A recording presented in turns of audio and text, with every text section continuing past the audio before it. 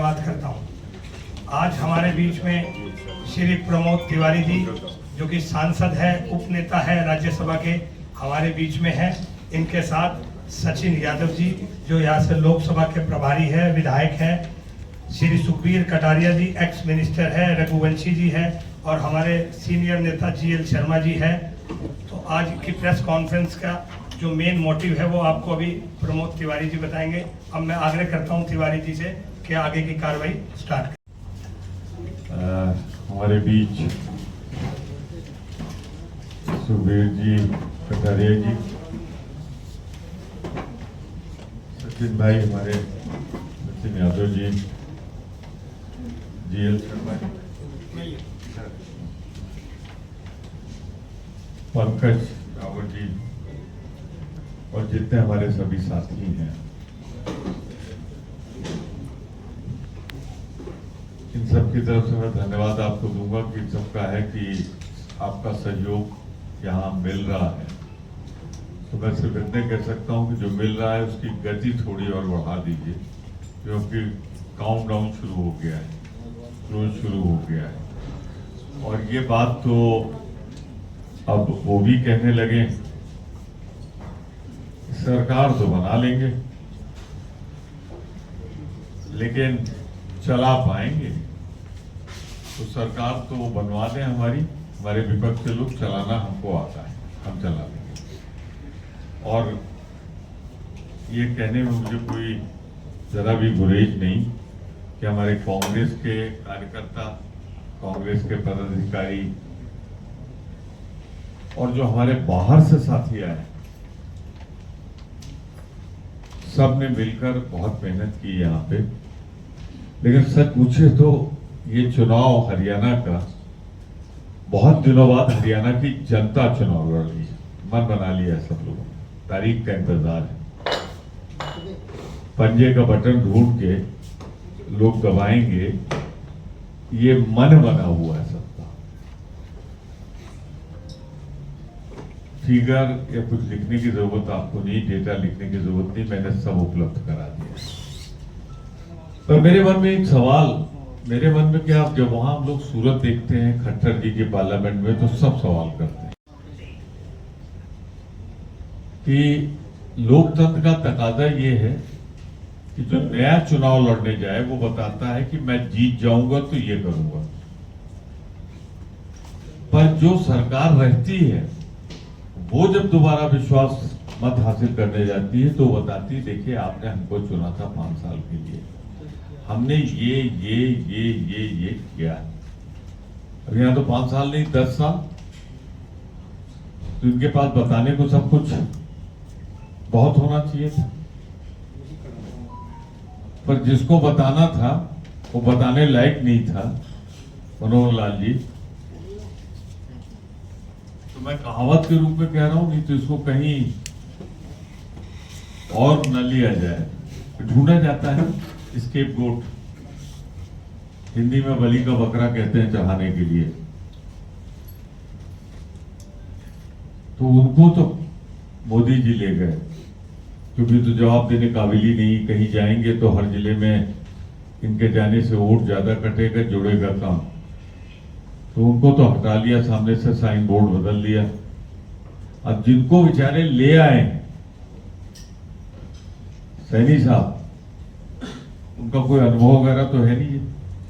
तो यही नहीं समझ पा रहे कि हरियाणा में कहां से शुरू करें, किधर जाएं और किधर खत्म करें। भूलता था एशियाड हो चाहे ओलंपियाड हो, जब तक हरियाणा नहीं होता था। पहलवानों की तो ये दुर्गत कर दी कि सरम से झुक जाता है। हरियाणा के पहलवानों को सड़कों पे घसीटा गया, पुलिस ने मारा पीटा, और सबसे बुरा तो ये हुआ कि जब मेडल में फाइनल में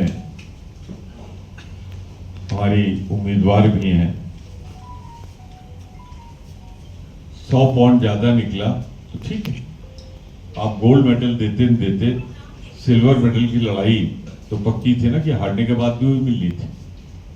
पर मेडल तो छोड़ दीजिए, मेडल की छाया भी नहीं मिली। पर मुझे पूरा भरोसा है कि हरियाणा की जनता सरकार बनवा के वो मेडल पहना देगी हमारी पहलवान को।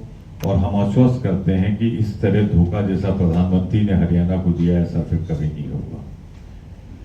750 किसान शहीद हुए हैं साहब सीमा पे, और उसमें हरियाणा का योगदान कम नहीं, यहाँ की सरकार का। पर एक बड़ा पीता भ्रष्टाचार बहुत ज्यादा है। तो भ्रष्टाचार ज्यादा तो है पर बरामदगी कुछ नहीं, रिकवरी। क्राइम तब इस्टेब्लिश होता है जब रिकवरी हो, और भाजपा अपनी जाल में फंस गई। 8,252 करोड़ 8,252 करोड़ रुपया बरामद हुआ है भाजपा के खाते में इलेक्शन बॉन्ड के थ्रू, और सुप्रीम कोर्ट ने उसे इलीगल करार दिया है, बॉन्ड को सही नहीं माना है। तो 852 करोड़ किनका है? अगर जनता का होता तो ठीक था, ये तो उनका है जिनको उसी के 10-15 दिन पहले ठेका मिला था, ये महीने बर्बाद मिल गया। ये तो उनका है जिनके ऊपर ईडी सीबीआई की जांच चल रही थी, जिस दिन से चंदा दिया उस दिन से जांच पहले धीमी पड़ी फिर खत्म हो गई। और तो क्या बात है साहब, हिट फिल्म दी है कंगना रनावत जी ने। मोदी जी के दिल की बात उन्होंने बयान करी थी कि अगर किसानों को मान जाना चाहिए, ये तीनों काले कानून जिसके लिए 750 किसानों ने शहादत दी, हम लोगों ने पूरा समर्थन दिया कि इसे वापस होना चाहिए, वो ले आएंगे, आना चाहिए, लाना चाहिए। तो बात तो जुबान तो है, कंगना जी की डायलॉग डिलीवरी उनकी है, पर डायरेक्टर और स्क्रिप्ट राइटर मोदी जी और अमित शाह, ये भाजपा के मन की बात वो बोल गई, नहीं आई। कोई पावर प्लांट नहीं लगा 10 साल में।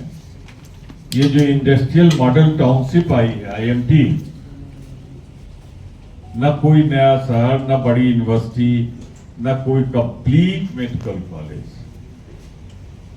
न PGI, न मेडिकल यूनिवर्सिटी, न किसान की कोई कर्ज माफी, न बिजली बिल माफी, मेट्रो 1 इंच आगे नहीं बढ़ी, रैपिड मेट्रो न कोई नई लाइन आई।